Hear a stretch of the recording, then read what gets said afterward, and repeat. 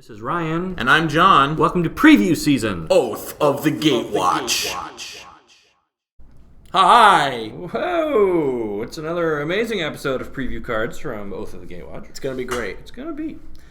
Let's get right to it. Drana's chosen. Drana's chosen. Drana? Drana's chosen. I like Drana. I love Drana. But it might be Drana. But Drano has an I in it, so there's that. Drana's chosen. 4 mana. That's a lot to ask for a 2/2 creature. Especially, you've got to wait a whole turn before you can even use her ability.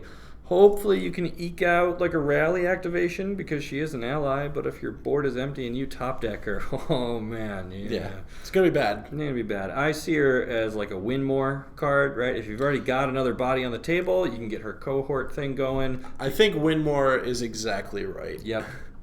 It's just a 2/2 for 4 is just not. It's not good. Yeah. And I know it gets you kind of more creatures, and hopefully that gets you kind of more rally triggers. I guess that's the hope. I guess, but she makes zombies, so they're not going to actually trigger any of your other ally stuff.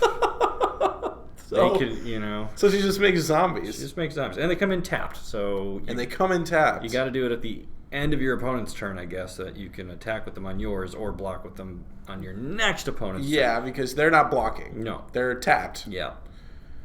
And whatever you tapped to make them is now also tapped, so it's not even you can tap 2 smaller things to make a zombie that can block. You're kind of just all right. So she's that is shockingly not good. In limited, it's fine. Yeah. In limited, it's fine to good. I think it's actually pretty decent. Yeah. We'll give it a decent limited, but a constructed limited, not good. Nope. Moving on. Yeah. Sylvan Advocate. All right. How do you like this guy? It is green. It's a green card. It's green. I think it's the hero that green kind of needs right now. Sure. Usually you need to spend double green to get bigger than a 2/2 at this point on the curve, but Advocate shows up not only with impressive stats, but he's got vigilance to boot. That's a thing. It's true. And he will undoubtedly get bigger as the game goes on. In limited, I think he's a solid curve filler, but in constructed, I think he's really going to shine because you can design a deck to take real advantage of his land creature pumping ability. So, I can't speak to his constructed prowess really, just because, it's a 2/3 for 2, and I'm like. Yep. Until you control 6 or more lands, and then he's a 4/5 for 2. True. So he's kind of like a green take on Dragon Master. I will say that in limited, there aren't very many Awaken cards. Right. So that's going to be tough. Also, it's green. So 2 drops just get outclassed really quickly, and this guy's no exception. He's great for what you're paying. It's a 2/3 vigilance for 2. Yeah. But. Or a 4/5 vigilance for 2. Sure. But unless you hit that 7th land, he's just going to get outclassed very quickly. Well, 6 lands, and I think you'll get there. All right. It's like a poor man's Tarmogoyf, in a way. The longer the game goes, it starts the off bigger small, and then the late game grows big. Yeah. You got to have vision for these things. All right. Sure. Speaking of vision, Thought Not Seer. Okay. Yeah. All right. So, a 4/4 for 4. Yeah. 4/4. It requires you to be running some colorless lands, and we're not really sure how easy that's going to be just yet, but I am tempted to find out, though, because, man, this guy removes the best thing in your opponent's hand. Yeah, they're pushing the colorless cards pretty hard. I like that. Yep, and then even if they kill him, they don't get that card back. They get to play the lottery with the top of their deck, so they're going to get something different instead. Right. Kind of reminds me of Brain Maggot from Journey into Nyx not that long ago, if you remember that one. It was also a creepy-looking card that messed with your hand, so I'm sure that's not a coincidence. They kind of fit a theme here. I do like that it's different in that, unlike, what's the card you just mentioned? The Brain Maggot? Yeah, Brain Maggot and the one from, Torment. They don't get the card you took back. They're just drawing a card.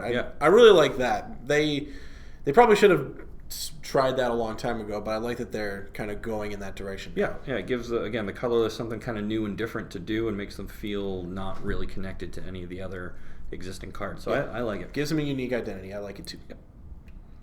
Bearer of Silence. Yeah. Yep. So for 2 mana, you have a 2/1 flyer that cannot block. Okay. I think I would probably just play that as it stands, right? 2/1 flyer, a little downside, but yeah, but you have a 2/1 flyer for 2. Yeah, it's aggressive. Great. It's aggressive. Yeah, but we also get some, call it flood insurance. If you hit 4 mana, you can staple a Diabolic Edict onto this guy when you cast him, right? Sure. I mean, it's a nice way to make the colorless mana feel useful, but not crucial during deck building because he's normally 1 and a black. But then if you have a colorless, when you cast him, you can kind of upgrade him as you will. Of course. So I like cards that you can cast for a good effect at different points in the game. Early on, he's an aggressive attacker. Later on, he kind of has removal attached to him. Those are definitely more fun to play with, I agree. Yep. But I think at both points, it's just... It's kind of mediocre, right? Yeah. Like, I think I think you nailed it. It's probably at its best as the 2/1 flyer. Mm-hmm. Paying 4 to kind of have them get rid of their worst creature. Yeah. There are going to be spots where that's awesome, but it feels like for the most part, it's going to be pretty mediocre. Yeah, because if you're already behind, even if you use his better, bigger ability, he gets rid of their weakest thing, like you said, and then he still can't block himself. Yeah. So you really didn't get yourself out of that hole. Right. It's a good tempo card, but yeah, if you're behind, it's this guy's not digging you out of the hole. Right. All right, how about Mina and Den, the Wildborn? Man, this set loves a 4/4 for 4. Yeah. They did not get the Siege Rhino memo. No. So red and green are still the landfall colors predominantly, but they're also ally colors, which means this card slots into a few different archetypes pretty neatly. Right? Yeah. So the play an extra land each turn ability will let you abuse your landfall triggers, and there was even that cycle of lands that enter the battlefield and do something from Battle for Zendikar, so if you got some of those floating around, true. You can pick them up and reuse their ability, getting Vigilance off the white one or whatever. Yeah. This also works great in a green rampy type deck that wants to get a big Eldrazi down, but not all of those guys have trample by default, but this card will let you kind of add that in. Those cards definitely need trample, yeah. And this guy's a great way to do it. Great way to do it, and again, get your lands back. So overall, I like this one quite a bit.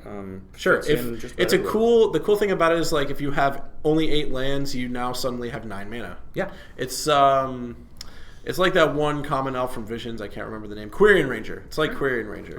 You get like +1 mana for each land you have. Also, it's really cool that it's synergistic with itself, right? Like it lets you play more lands and it also bounces lands. Yes. So yeah, you get double utility out of your comes into play tap lands or whatever. And I really like this card. Me too. It's kind of tough sell in a world of Siege Rhinos and Anafensas, but... So once again, we've said this refrain many times. It's the leitmotif of the set. It will get better when Khans rotates out. It gets better.